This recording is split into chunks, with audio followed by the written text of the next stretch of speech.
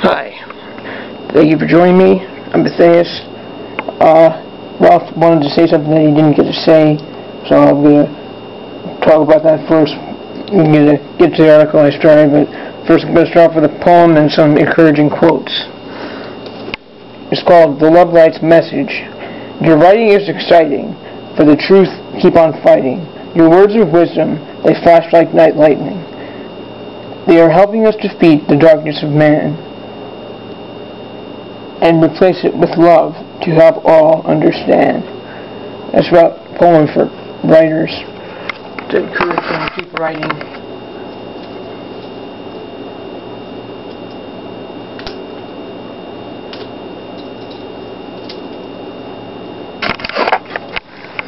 Okay, here's some quotes. Great changes will begin when a child is asked, what do you want to be when you grow up? And the child's response is, me. By Mark Cloverfield. The world says who you are is never okay, but the earth says you are fine as you are every day. That's another quote from Mark Cloverfield. I don't think I've read these before, but this is a quote from our master. They count on us to have a one-track mind from a very young age, focus on an ego, identity, and work on their farm until we die. That is not my dream. I have chosen a future of true greatness through my mind's eye and the talent of my hands. I have no use for their system of lies, and they can keep their money, because I will use my skills to do God's will.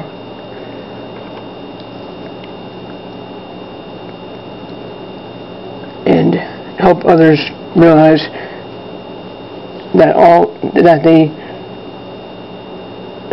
which is to help others realize that all they ever wanted was right here, provided by our Mother Earth, and also within themselves. I added that.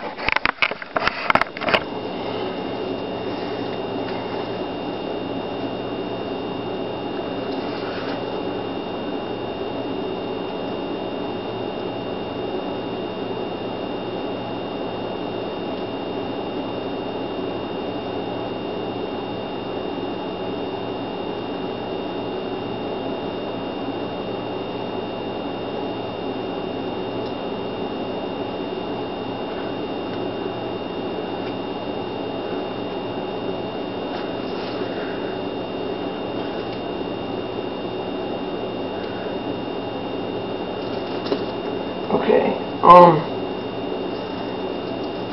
was reading an article about religious dyslexia, or religion, disease. First, before that, I'm going to read what Ralph wanted to read, forgot to read. Here's a poem that goes along with it too. It's called Our Own Image. We are crafted in our own image because we build ourselves into creation, so we could bring heaven to earth, spreading peace from nation to nation. Okay, and Ralph is going to read this part that says, the name of the beast is our given name at birth. The number of the beast is our birthday. The beast is ourselves in human form, in the human condition, mistakenly thinking that our name and birthday is all that we are. We are multidimensional. That you are more than just your name and a birth date. Also to clarify that, here's my pen.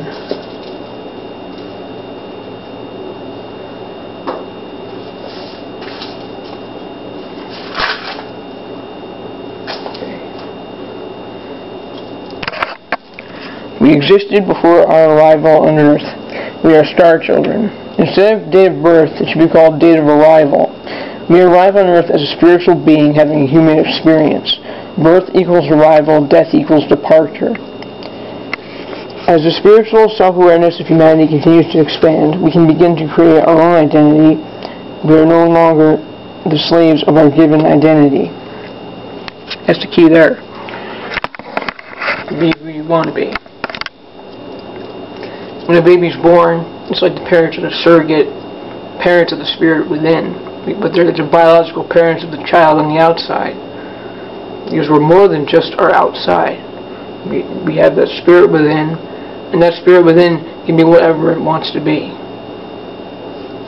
And that's why the transgender example is so good, because it's something that is visual, and people are beginning to embrace it and understand it, and they should be, because I think it's a very good learning, teaching tool of proof, by seeing proof of the fact that somebody can be who they create, who they are, bring forth from within on the outside, so people can see what came from within, who they feel that they were within, and then people accept them as they are on the outside, and there's a visual change, and people are accepting it.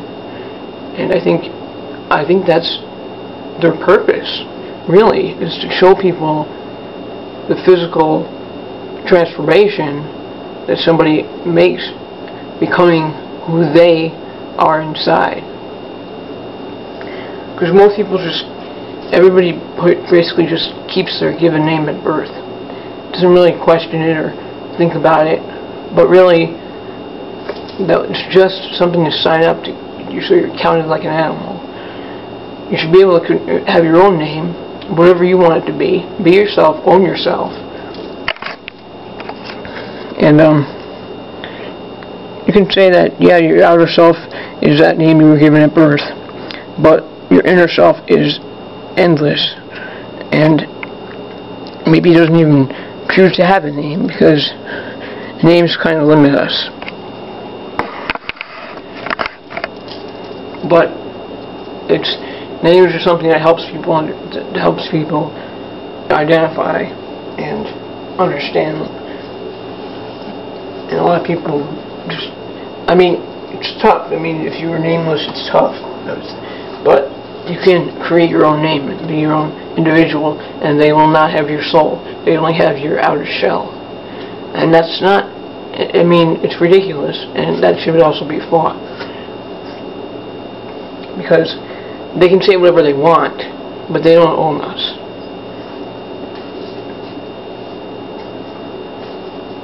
Okay, I'm going to keep going with this article. Both Jesus, the Son God, the Son/S-U-N/S-O-N of God, and the fish represent the next 2,150 years of Christian theology. As the story continues, it was written, "Behold, when you have entered the city, a man carrying a jar of water will meet you. Follow him into the house which he enters." This is the age of Aquarius that is hidden in biblical metaphor. We've all seen the car decals and bumper stickers that have this fish symbol. As we near the end of the age of Pisces, we will most certainly see an increase in the water symbolism that represents the age of Aquarius. This is also why the Bible ends in Revelations, because the astrologers who were involved with writing the Bible knew that inevitably religion as we know it would end at this current point in time. If you follow astrology, then you will also know about Pluto and Capricorn. The last time Pluto was in Capricorn was 1776, the year of the American Revolution. If you look around the world, there are many revolutions going on right now, and this is not a coincidence. Pluto is known as a destroyer, and it breaks down everything that is bad, so it can be replaced with that which is good. That included money. We're seeing the collapse of the U.S. dollar and the other currencies right now. We're seeing the collapse of the U.S. dollar and the other currencies right now. government as evidenced by numerous revolutions around the world and religion, the exposing of the Roman Catholic Church for pedophilia, money laundering, etc., the onset of religious dexia for many. The religious brainwashing begins at birth, when we are baptized and subsequently attend Sunday school. This is when young, influential, and impressionable minds are ingrained with the need to be saved by Jesus Christ. Because of their early brainwashing, many children never question authority, including their Sunday school teachers. Everything they are told is being sold as the truth, just as much as the beliefs in Santa Claus and the Easter Bunny. As they grow older, the truth of Santa and the Easter Bunny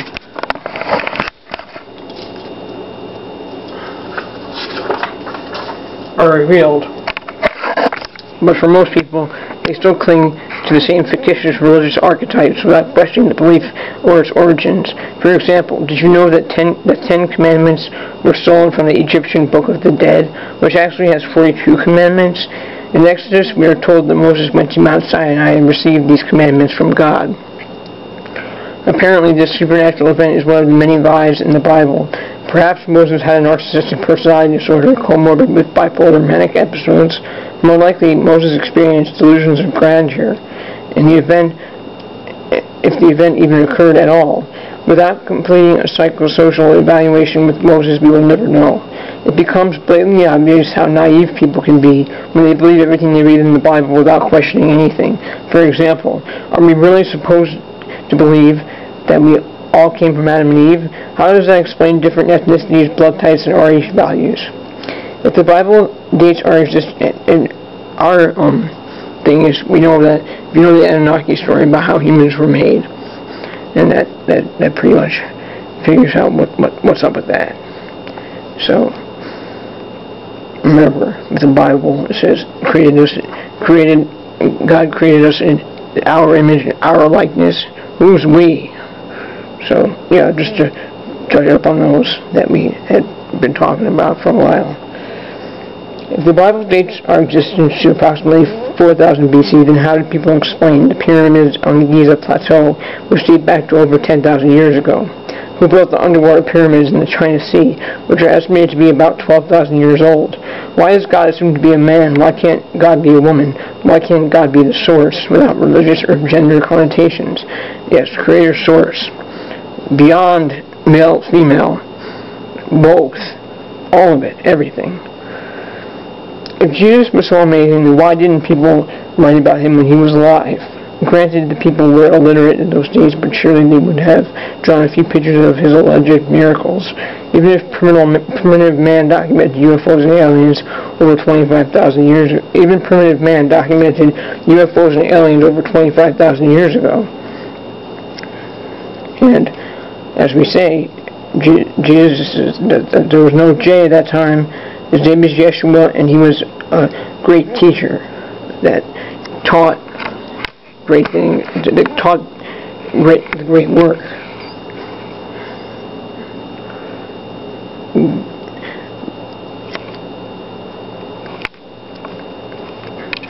And if he was here today, he would have been considered by the mainstream media a terrorist for teaching people things like this. Why doesn't the Bible acknowledge UFOs and extraterrestrials? Did God create them as well? If so, then why do ETs have advanced intelligence over human beings? If not, then explain ETs. The Roman Catholic Church removed the Book of Enoch from the Bible, which stated all will be revealed in this present world.